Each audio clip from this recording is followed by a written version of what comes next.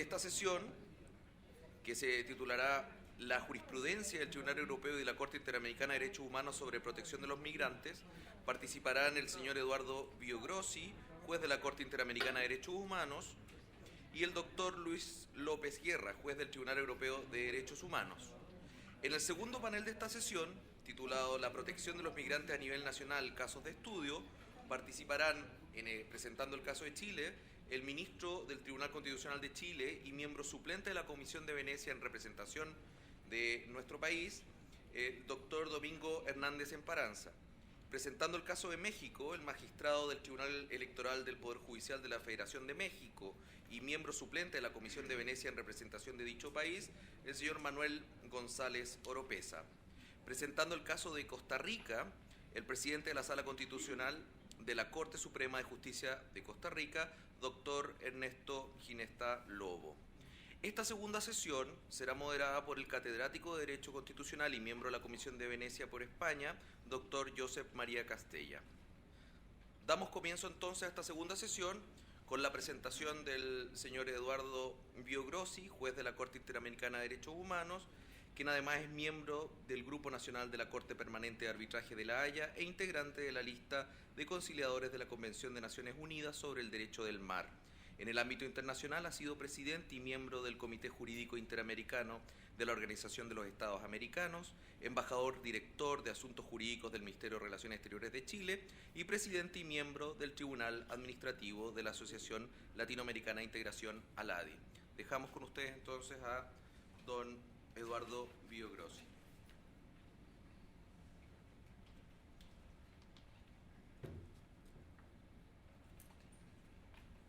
Muchas gracias, buenos días.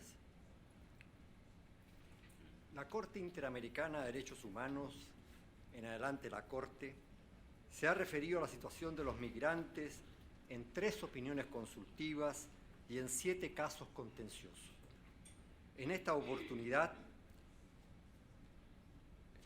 se abordarán solo 2 aspectos de dicha jurisprudencia de la Corte. El primero, concerniente a los criterios orientadores generales que inspiran a la referida jurisprudencia en esta materia, y el segundo, relativo a la aplicación de estos criterios en alguna de las materias o situaciones específicamente concernientes a migrantes. Criterios orientadores generales que inspiran a la jurisprudencia de la Corte en materia de migración. 3 serían los criterios orientadores generales que orientan a la jurisprudencia de la Corte en materia migratoria. A.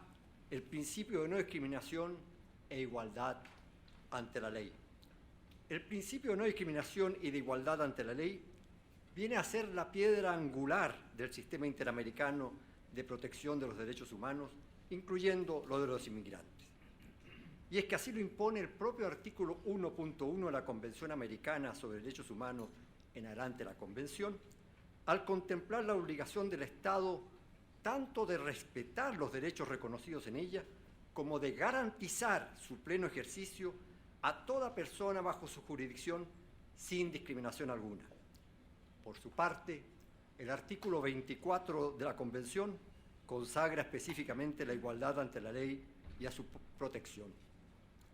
Por ello es que la Corte ha señalado que el principio de igualdad ante la ley y no discriminación impregna toda actuación del poder del Estado,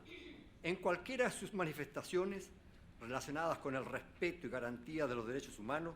y que dicho principio ha ingresado al dominio del jus cogens. Nótese que la disposición antes evocada alude a toda persona que esté sujeta a la jurisdicción del Estado. Vale decir, el supuesto de la norma jurídica es el hecho consistente en que la persona cuyos derechos humanos deben respetarse efectivamente se encuentre bajo la soberanía o imperio del Estado de que se trata. Si ello es así, el Estado no puede discriminar a su respecto por motivo o circunstancia alguna. Es por tal razón que la Corte ha expresado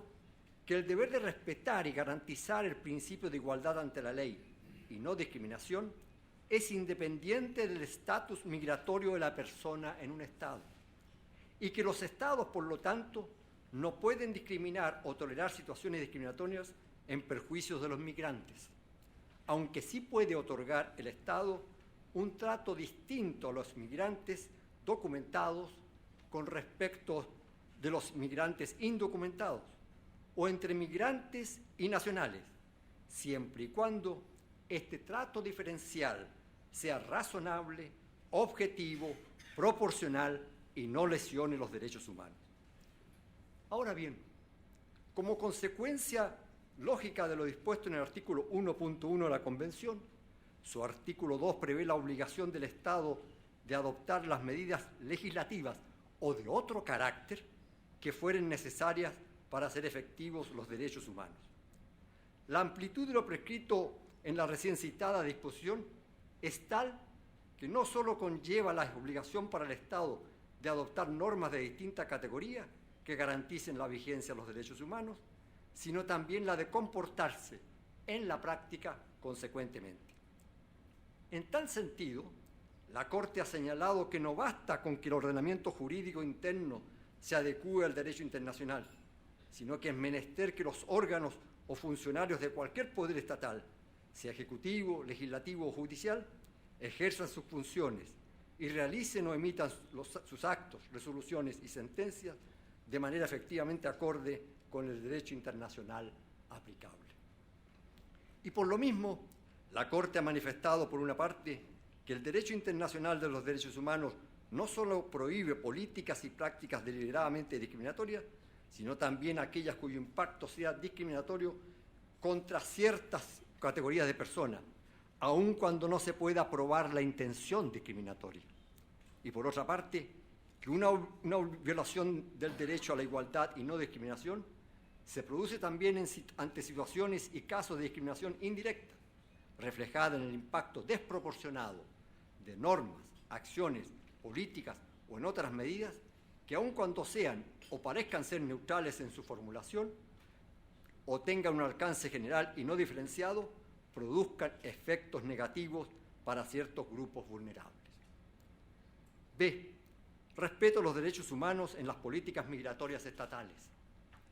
Este es el segundo elemento orientador de la jurisprudencia de la Corte en esta materia. Así, la Corte ha insistido en su jurisprudencia consultiva y contenciosa en el hecho de que en el ejercicio de su facultad de fijar políticas migratorias, los Estados pueden establecer mecanismos de control de ingreso a su territorio y salida de él con respecto a personas que no sean nacionales suyas. También ha sostenido que los Estados guardan un ámbito de discrecionalidad al determinar sus políticas migratorias y que, por ende, pueden iniciar acción contra las personas migrantes que no cumplan con el ordenamiento jurídico estatal. Las políticas migratorias integran, a juicio de la Corte, la jurisdicción interna, doméstica, exclusiva o interna de los Estados, es decir, son de competencia de los órganos estatales internos como expresión del ejercicio de la soberanía. Pero también la Corte ha afirmado que dichas políticas migratorias deben ejecutarse con el respeto y la garantía de los derechos humanos. De esa forma, por ende, la señalada jurisdicción doméstica, exclusiva o interna del Estado sufre una merma, de forma tal que ella no abarca los aspectos concernientes a los derechos humanos de las referidas políticas migratorias. El margen de discreción o de apreciación de los Estados en la formulación y aplicación de sus políticas migratorias se ve, pues, disminuido en la medida en que ellas son reguladas por el derecho internacional de los derechos humanos, los que, por otra parte, fundamentan el ejercicio de la competencia coadyuvante y complementaria de la Corte Interamericana de Derechos Humanos en esta materia. C. Especial protección de los migrantes en razón de su vulnerabilidad. Es el tercer criterio orientador de la jurisprudencia de la Corte en lo concerniente a los migrantes. Particularmente significativa a este respecto es la afirmación jurisprudencial en orden a que generalmente los migrantes se encuentran en una situación de vulnerabilidad como sujetos de derechos humanos, en una condición individual de ausencia o de diferencia de poder con respecto a los no migrantes, nacionales o residentes. Esta condición de vulnerabilidad tiene una dimensión ideológica y se presenta en un contexto histórico que es distinto para cada Estado y es mantenida por situaciones de jure, desigualdades entre nacionales y extranjeros en las leyes, y de facto desigualdades estructurales. Esta situación conduce al establecimiento de diferencias en el acceso de unos y otros a los recursos públicos administrados por el Estado. La Corte ha añadido que existen también prejuicios culturales acerca de los migrantes que permiten la reproducción de las condiciones de vulnerabilidad, tales como los prejuicios étnicos, la xenofobia y el racismo, que dificultan la integración de los migrantes a la sociedad y llevan la impunidad de las violaciones de los derechos humanos cometidas en su contra. La vulnerabilidad que la Corte hace valer constituiría, por tanto, una discriminación positiva o compensatoria. 2. Aplicación de los criterios orientadores generales en algunas específicas materias o situaciones concernientes a los migrantes. A. Derecho a la libertad personal. Al efecto, la Corte ha indicado, ha indicado que ha previamente establecido que la limitación de la libertad física, así sea por un periodo breve, inclusive aquellas con meros fines de identificación, deben ajustarse estrictamente a lo que la Convención Americana y la legislación interna establezcan al efecto, siempre y cuando ésta sea compatible con la Convención, de tal forma que el sacrificio inherente a la restricción del derecho a la libertad no resulte exagerado o desmedido frente a las ventajas que se obtienen mediante tal restricción y cumplimiento de la finalidad perseguida. Con relación a la obligación de informar al migrante privado de su libertad de los motivos de esta, la Corte considera relevante establecer que el idioma que se utiliza debe ser uno que la persona comprenda. Igualmente, la Corte ha resaltado, en relación al derecho a la integridad personal, la necesidad de que las personas detenidas en situación migratoria permanezcan en lugares distintos a los de las personas acusadas o condenadas por delitos penales, condiciones que deben dar acordes a la situación particular de los migrantes. B. Derecho de asilo o refugio. Otro tema abordado por la jurisprudencia con relación a los migrantes es el derecho calificado por la Corte de humano, el derecho a buscar y recibir asilo, institución que no sería entonces una mera prerrogativa estatal. El reconocimiento de asilado o refugiado, concepto este último ampliado según la Declaración de Cartagena que la Corte evoca,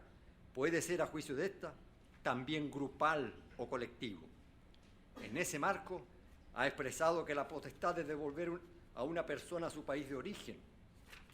o a un tercer país está condicionada por las obligaciones derivadas del derecho internacional,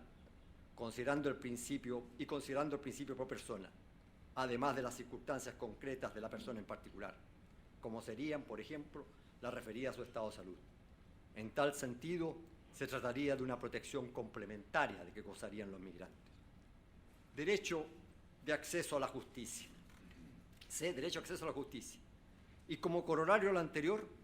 la Corte ha determinado que el derecho de toda persona privada de libertad a recurrir ante un juez o tribunal competente para que decida sobre la legalidad de su arresto o detención, también denominado habeas corpus, es igualmente exigente respecto a los migrantes. También la Corte ha indicado que el recurso de revisión o apelación debe tener efecto suspensivo y debe permitirse al solicitante que permanezca en el país hasta que la autoridad competente adopte la decisión del caso o inclusive mientras esté pendiente el medio de impugnación. Asimismo, en cuanto a la obligación de poner a la persona privada de libertad a disposición de autoridad judicial competente, la Corte ha indicado que en el caso del migrante, para que constituya un verdadero mecanismo de control frente a detenciones ilegales o arbitrarias, la revisión judicial debe realizarse sin demora y en forma tal que garantice el cumplimiento de la ley y el goce efectivo de los derechos del detenido, tomando en cuenta la especial vulnerabilidad de aquel, y que resulte imprescindible que el funcionario que deba resolver sobre el particular esté facultado para poner en libertad a la persona si su detención es ilegal o arbitraria. Por otra parte, la Corte también ha afirmado que aun cuando la función jurisdiccional compete eminentemente al Poder Judicial, en algunos estados otros órganos o autoridades públicas, adoptan decisiones, como sucede en los procesos migratorios, que afectan derechos fundamentales, y que en esos casos la actuación de la Administración tiene límites infranqueables, entre los que ocupa un primerísimo lugar el respeto a los derechos humanos, por lo que se torna necesario que su actuación se encuentre regulada. Y relacionado con el derecho a la justicia, la Corte es del parecer que el acceso a la comunicación y asistencia consular se convierte en un derecho que cobra una especial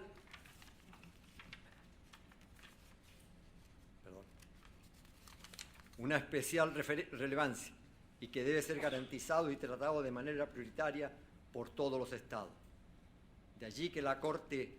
sostenga que el detenido, al momento de ser privado de su libertad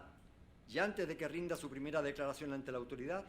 debe ser notificado de su derecho a establecer contacto con una tercera persona,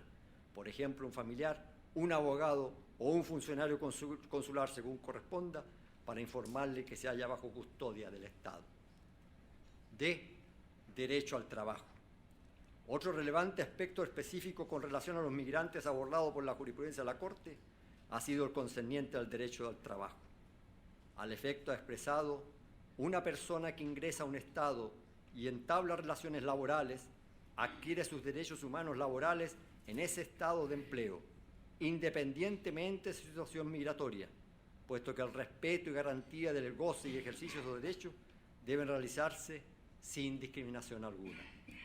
Y ha agregado que si bien el Estado y los particulares en un Estado no están obligados a brindar trabajos a los migrantes indocumentados, el migrante, al asumir una relación de trabajo,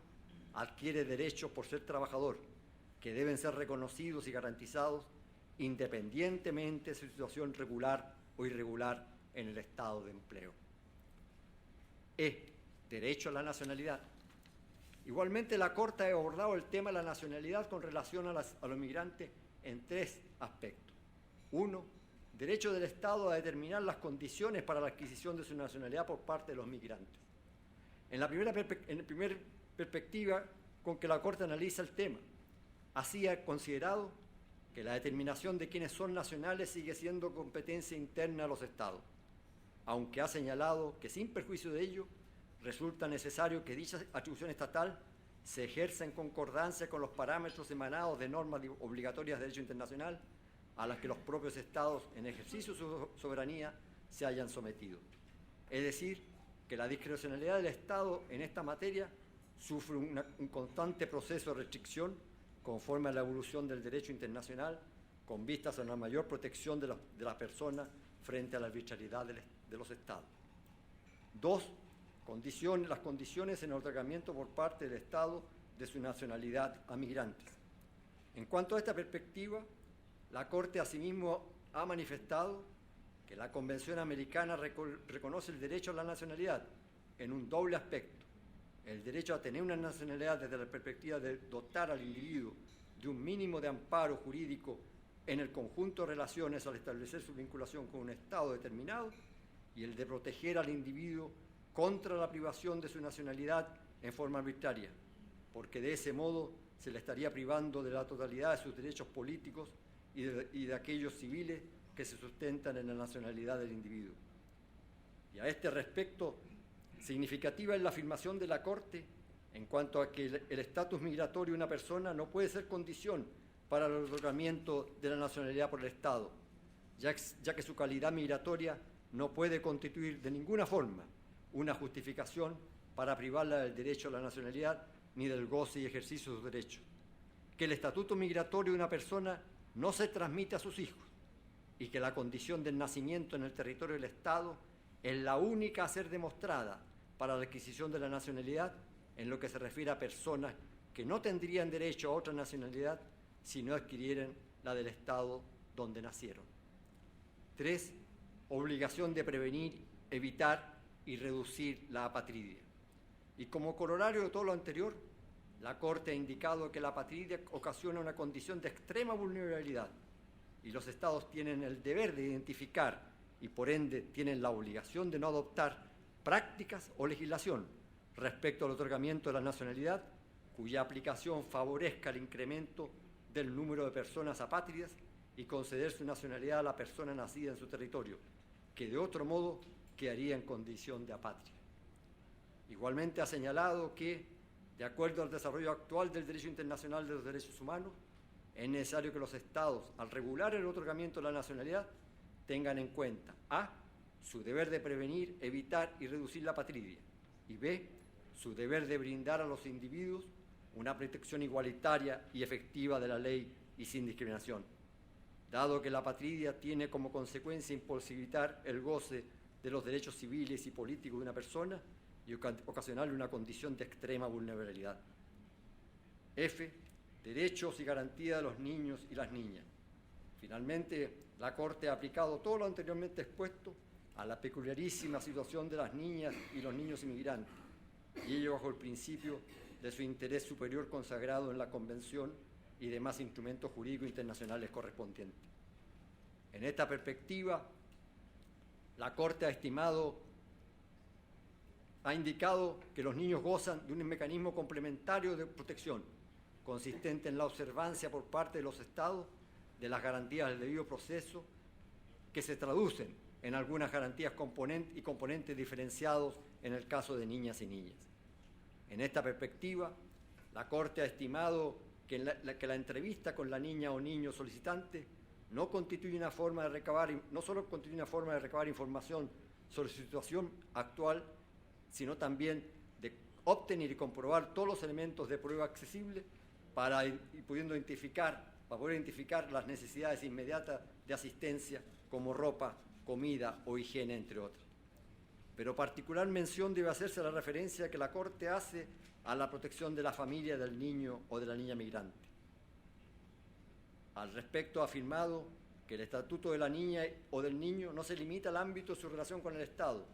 sino que se extiende a la que tenga o deba tener con su familia y la sociedad toda.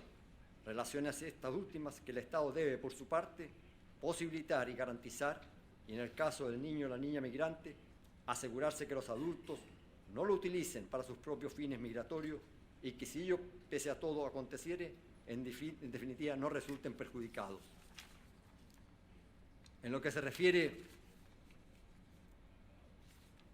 a las niñas y niños en situación no acompañantes o separados de su familia, la Corte ha expresado que resulta indispensable que los Estados procuren la localización de los miembros de su familia, no sin antes verificar que estas medidas corresponden al interés superior del niño o de la niña y si resulta posible y se satisface el interés superior de la niña o del niño, procedan a su reunificación o reagrupación lo antes posible. Reflexión final. De lo expuesto se podría colegir que el asunto de las migraciones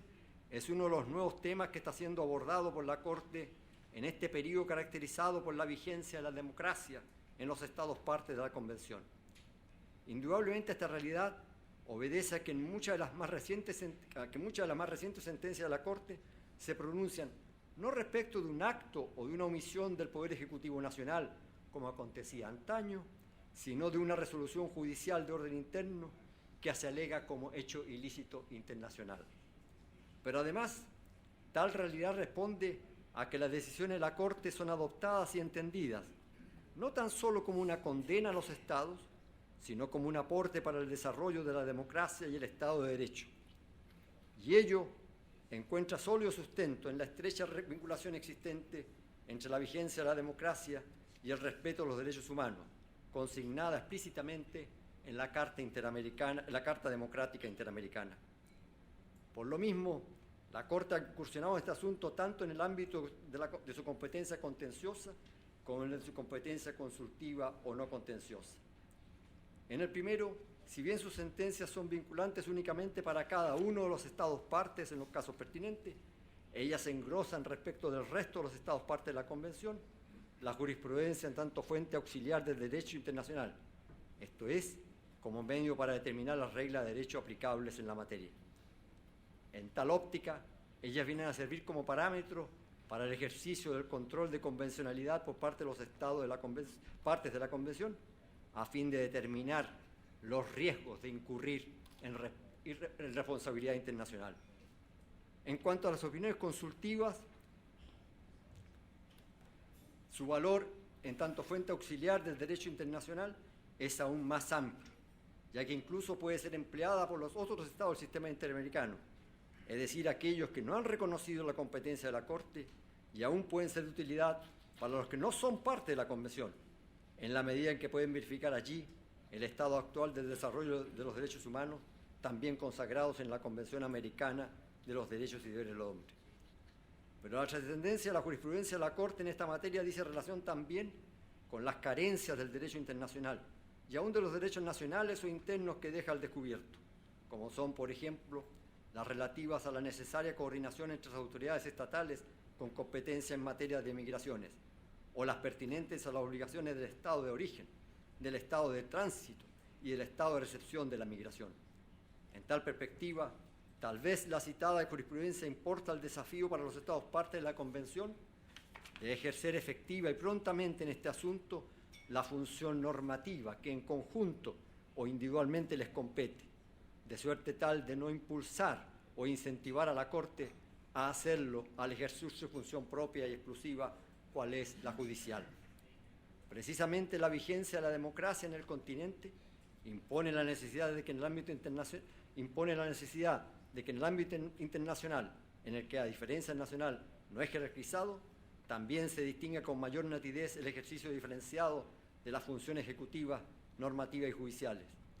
En lo referente a los derechos humanos, ello, sin duda, redundaría en que su respeto por parte de los Estados y su garantía de respeto en sus jurisdicciones a todo ser humano, sin distinción alguna, objeto y fin de la Convención, serían más factibles y, por ende, más eficientes. Muchas gracias.